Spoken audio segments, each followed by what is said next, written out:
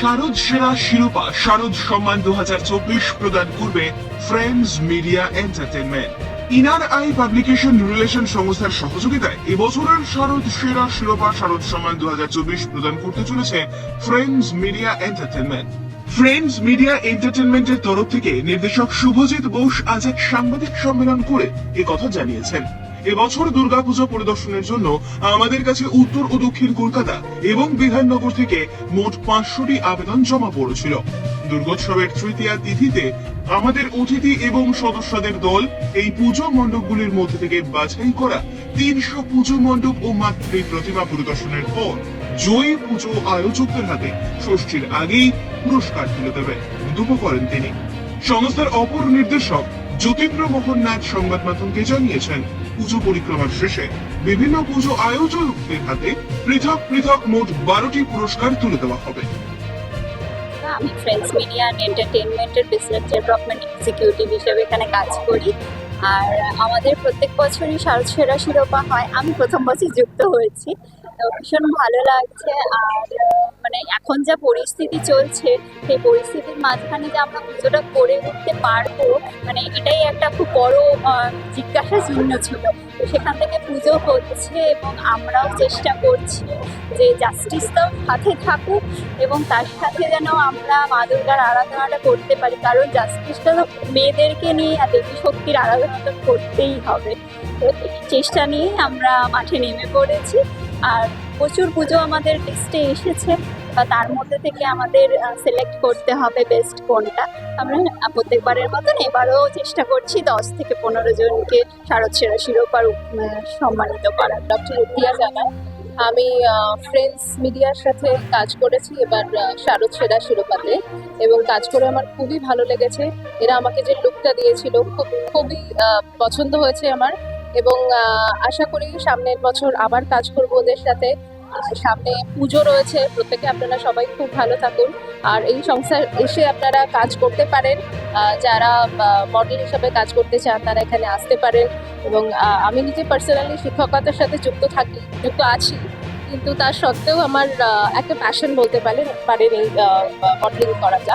তো এখানে এসে কাজ করে খুব ভালো লেগেছে, এবং আমি সাজেস্ট করবো যে আপনারাও এখানে এসে কাজ করতে পারেন। শুভ্রা সেনগুপ্তা, আমি ফ্রেন্ডস মিডিয়া এন্টারটেনমেন্টের অ্যাডমিনিস্ট্রেটিভ ম্যানেজার। এবারে শারদ সেরা শিরোপা আমাদের যে সিচুয়েশনে আমাদের তৈরি হয়েছে, সেখান থেকে গিয়ে আমাদের অনেকটাই খুব চাপের মধ্যে দিয়ে কাজ করতে হয়েছে আমাদেরকে। তার সত্ত্বেও আমরা চেষ্টা করছি সেই বিষয়টাকে ভালো করে রেডি করার, এবং প্রত্যেকবারের মতোই আমাদের এবারেও 500টা পুজো নিয়ে আমাদের রেজিস্ট্রেশন পড়েছে, কিন্তু 500টা পুজো থেকে আমাদের তো 500টাকে কভার করা মুশকিল। তো সেক্ষেত্রে আমরা 300টা থেকে আবার সেখান থেকে সেরা 10টাকে আমরা সিলেকশন করে তাদেরকে অ্যাওয়ার্ড আমরা দিই। পরিবেশ বান্ধব তো ওটা তো সবচেয়ে আগে প্রয়োজন, কারণ ওটার জন্যই আমরা বেঁচে আছি। তো ওটা ভীষণ ইম্পর্ট্যান্ট। প্রতিবাদ তো করতেই হবে, কারণ বিচারটা আমাদের কাছে সবচেয়ে বড় ইম্পর্ট্যান্ট জিনিস, সেটা আমাদের আগে। তো সেটাকে মাথায় রেখেই আমরা যাবো এবং সব জায়গায় পুরস্কার দেবো, সেটাও ভাবনা চিন্তাটা আমরা মাথায় রাখবো, সেটাকে ধরে রেখেই কাজ করবো। সুস্মিতা সিং, আমি অলরেডি একটা আলাদা কাজ করি, আমার অকুপেশন আলাদা, বাট আমি ফ্রেন্ডস অ্যান্ড মিডিয়া থেকে আমি জয়েন করেছি অ্যাজ আ মডেল। And ওনাদের ব্যবহার everything was very nice, they are very friendly, so I really enjoyed. Shiv Bhandari है एंड हम लोग सारी टीम है, और हम लोग मतलब सब मेकअप आर्टिस्ट हैं, और हम लोग को यहाँ फ्रेंड्स एंड मीडिया एंटरटेनमेंट में काम करके बहुत ही अच्छा लगा। हम लोगों ने बहुत सारे लुक क्रिएट किए, और आप लोग अभी देखोगे बहुत सारे लुक को भी कैसा लुक है क्या नहीं है। बट हाँ, अभी और आगे वाले फ्यूचर में जो भी पूजा होगा और भी सोचते हैं कि और भी अच्छा काम करें हम लोग इन लोगों के साथ। ডক্টর রিনা, তো এখানে আমি 2 বছর ধরে কাজ করছি, খুবই ভালো লেগেছে। প্রতি বছরই যখন পুজো আসে তো মেকআপ, এখানে ইন্ডাস্ট্রির মেকআপ আমি করি, তো আমার এখানে মেকআপ করে খুবই ভালো লেগেছে। আমাদের এটা 3য় বছরের প্রচেষ্টা, তো আমরা এটা চাইছিলাম আরো বড় করে করার, মানে কলকাতায় মোটামুটি আরো 500-600 পুজো কভার করার চেষ্টা করছিলাম, but due to some unavoidable circumstances আমাদের এটা একটু ছোট করে করতে হলো। তো তাও আমরা 150 থেকে 200 পুজো কভার করছি, এবং চেষ্টা করছি সব রকম উত্তর, দক্ষিণ, মধ্য কলকাতা এবং সল্টলেকের মেজর পুজোগুলোকে কভার করে তাদের মধ্যে থেকে যারা শ্রেষ্ঠ, বিভিন্ন ক্যাটাগরিতে যারা শ্রেষ্ঠ আছে তাদেরকে আমরা পুরস্কৃত করব। আর এইভাবে আমরা এগিয়ে চলবো। নেক্সট ইয়ার আশা করা যায় যদি সব কিছু ঠিকঠাক চলে, এর থেকে বড় করে আমরা আরও এটাকে আয়োজিত করতে পারবো। পুরো কলকাতা কভার করছি, কলকাতা উত্তর, কলকাতা দক্ষিণ, মধ্য কলকাতা, এছাড়া তার সাথে আমাদের সল্টলেক আছে এবং হাওড়ার কিছু পুজো আছে। টার্গেট 12টা পুজোতে আমরা টার্গেট করেছি যে পুরস্কার দেওয়ার জন্য। আর মোটামুটি আপনার আমাদের প্রায় 500-র উপরে পুজো পড়েছে নমিনেশন। এবার ফার্স্ট রাউন্ডের নিরিখে সেখান থেকে আমরা 300টা পুজো বাজবো।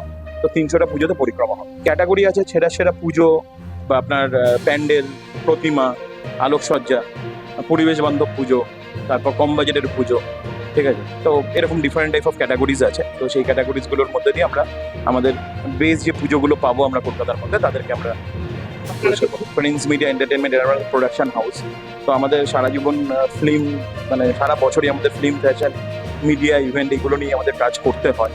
তো এই সুবাদে আমাদের সাথে অনেকেই আছে, অনেক মডেল আছে, অনেক মেকআপ আর্টিস্ট আছে, অনেক সেলিব্রিটি আছে, তারা আমাদের সাথে কোরিলেটেড। তো ডিফারেন্ট টাইপ অফ সেগমেন্টে তাদের সাথে আমাদের কমিউনিকেশন, বুঝতেই পারছেন পুজোটা সবার, নানা রকম প্রোগ্রাম, নানা রকম জায়গায়। এবার তাদের মধ্যে যারা যারা আমাদের সাথে সময় পাচ্ছে, যাদের সাথে কমিউনিকেট, তারা সবাই আমাদের সাথে কমিউনিকেট করছে এবং তারা আমাদের সাথে যুক্ত হয়ে আমরা এই শারদ সম্মানটাকে একটা সাফল্য জায়গায় নিয়ে যাওয়ার চেষ্টা করি। 3টে রাউন্ড করি। ফার্স্ট রাউন্ড হয়ে যাওয়ার পর সেকেন্ড রাউন্ড হওয়ার পর আমরা ওখানে কিছু সিলেকশন করি এবং ফাইনাল রাউন্ডে গিয়ে আমরা পুরস্কারগুলো ক্লাবের হাতে দিয়ে দিই। ঘোষণাটা দেখুন, আমাদের সেকেন্ড রাউন্ড হয়ে যাওয়ার পরেই আমরা ঘোষণা করি আমাদের সোশ্যাল মিডিয়া। আমরা ষষ্ঠীর দিন পৌঁছে দিই। যখনই কোনো রকম সমস্যা আমাদের ডেফিনেটলি আসবে, এটা খুবই দুঃখজনক একটা ঘটনা। আমরা কখনোই কাম্য থাকে না এরকম একটা ঘটনার জন্য। আমরা প্রস্তুতও ছিলাম না। তো আমরাও আমাদের যে পরিকল্পনা বলুন কিংবা আমাদের যে আমরা যে চেষ্টাটা করছিলাম আমাদের শারদ সম্মান, আমরা অনেকটা থমকে গেছিলাম। কারণ এই ঘটনাটা শোনার পর আমরা কিছুদিন না মানে স্থির করতে পারছিলাম না যে আমাদের কি করা উচিত কিংবা উচিত না। কিন্তু দেখুন ব্যাপারটা হচ্ছিল গিয়ে মা দুর্গা, আমরা যেটা বলি যে উনি দুষ্টের দমন, সৃষ্টের পালন করেন। তো উনি সুপ্রিম পাওয়ার এবং মেয়েদের দিক থেকে সবচেয়ে বড় যে জায়গাটা আমরা মা দুর্গাকেই ভাবি। তো ব্যাপারটা হচ্ছিল গিয়ে আশা করছি যে যারা এই জিনিসগুলোর সাথে জড়িত তারা ধীরে ধীরে তাদের জায়গাগুলো মা দুর্গার আমরা আরাধনা করছি এবং উনি আছেন আমাদের সুপ্রিম পাওয়ার, তো উনি এগুলোর বিচার করবেন।